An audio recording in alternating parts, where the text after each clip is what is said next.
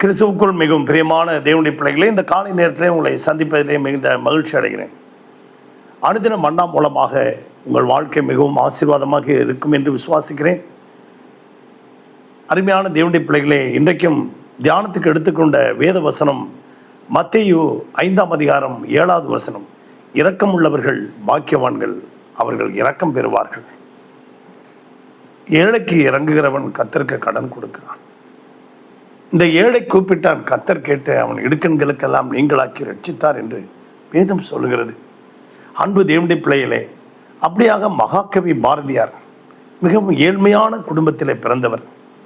அவர் பார்த்தீங்கன்னா வீட்டில் இருக்கும்போது ரொம்ப எளிமையாக இருப்பார். கிழிஞ்ச சட்டையை போட்டுக்கிட்டு கிழிஞ்ச வேஷ்டியை கட்டிக்கிட்டு இப்படி வீட்டில் இருப்பாராம்.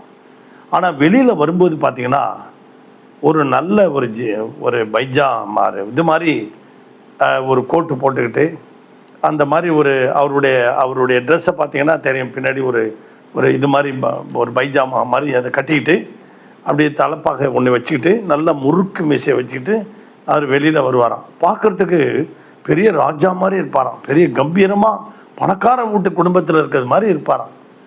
அப்போ ஒரு நாள் ஒரு மனிதன் அவரை சந்தித்து, பாரதி என்ன இவ்வளோ ஒரு டிப்டாப்பாக ட்ரெஸ் பண்ணிட்டு வரப்பா அப்படின்னா, இல்லைப்பா இந்த மாதிரி ஒரு தோற்றம் இருந்தாதாப்பா நல்லாயிருக்கும் அப்படின்னு வருவாராம். ஒரு நாள் அவருக்கு நல்ல ஒரு பட்டு வேஷ்டி எடுத்து கொடுத்தாராம். அந்த பணக்காரர் எடுத்து கொடுத்து, இதை நல்லா கட்டிக்கிட்டு போ அப்படின்னாராம். அந்த வேஷ்டி அவர் கட்டிக்கிட்டு போனாராம், பட்டு வேஷ்டி கட்டிக்கிட்டு. அங்கே ஒரு ஏழை அப்படியே குளூரில் நடுங்கிட்டு இருந்தானோ. அவனுக்கு ட்ரெஸ்ஸே இல்லையா, மேலே ட்ரெஸ் இல்லை, கீழே ஒரு டவல் கட்டிக்கிட்டு இருந்தானோ. உடனே இந்த பட்டு வேஷ்டியை அவுத்து அந்த பையன்கிட்ட கொடுத்துட்டு போயிட்டாராம். அப்போ மறுநாள் அந்த பணக்காரர் கேட்டாராம், என்ன பாரதி, உனக்கு ஒரு பட்டு வேஷ்டி எடுத்து கொடுத்தேன், நீ இந்த மாதிரி யாருக்கும் கொடுத்துட்டு வந்து நிற்கிற? சார், எனக்கு உதவி செய்வதற்கு உங்களை போன்ற பணக்காரர்கள் நிறைய இருக்காங்க. ஆனால் அந்த ஏழைக்கு யார் சார் உதவி செய்வாங்க? அந்த ஏழையை யார் கண்ணோக்கி பார்க்குறாங்க? அவ்வளோ பேர் போகிறாங்க வராங்க சார், அவன் குளிரில் நடுங்கிட்டு இருக்கான் சார், அவனை யாருமே பார்க்கல சார் அப்படின்னாங்களாம். அப்போ பாரதியாருக்கு அப்புறம் ஒரு ட்ரெஸ் வந்து தான். அருமையான தேவனுடைய பிள்ளைகளை, அப்படியாக லூக்கா இது 1 ராஜாக்கள் 17ஆம் அதிகாரத்தில் கர்த்தருக்கு முன்பாக நிற்கிற எலியாவுக்கு எந்த சாப்பாடு வசதி எதுவும் வீடு எதுவும் கிடையாது. அவர் கர்த்தருக்கு முன்பாக இருக்கிறார். உன்னை போஷிக்க காகங்களுக்கு கட்டளையிடுவேன்னு சொன்னார்.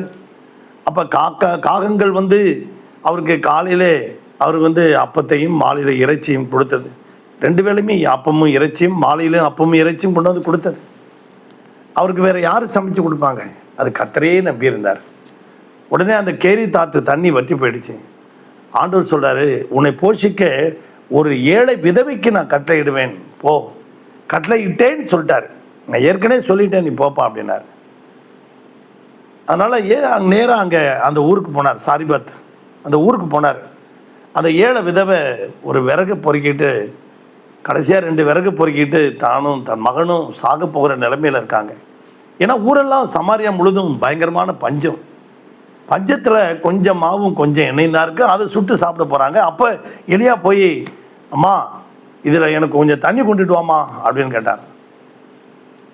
சரி, தண்ணி கொண்டுட்டு வரத்துக்கு போனாங்க. அப்படியே கொஞ்சம் ஒரு அடை செஞ்சு கொண்டுட்டு வாமா, பசிக்குதுமா அப்படின்னாங்க. போய், இல்லைங்க நானே கொஞ்சம் மாவும் கொஞ்சம் எண்ணெய் தான் இருக்குது, நானும் என் பிள்ளையும் இதை சமைச்சு சாப்பிட்டுட்டு சாக போகிறோம். சாக போறியா? வேண்டாம், அதில் முதல் அடைய எனக்கு கொண்டாந்து கொடு, அப்புறம் கர்த்தர் உன்னை ஆசீர்வதிப்பார், போ.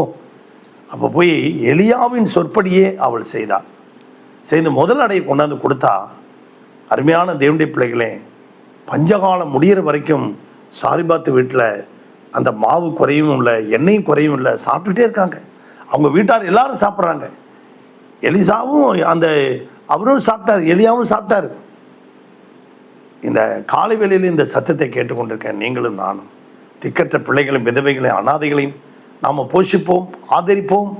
கொடுங்கள் உங்களுக்கு கொடுக்கப்படும் என்று சொன்னது போல கர்த்தர் அமுக்கி குலுங்கி சரிந்து விழும்படியான ஆசீர்வாதத்தை கர்த்தர் உங்களுக்கு அளந்த மடியிலே போடுவார். உங்களுக்காக ஜெபிக்கட்டுமா?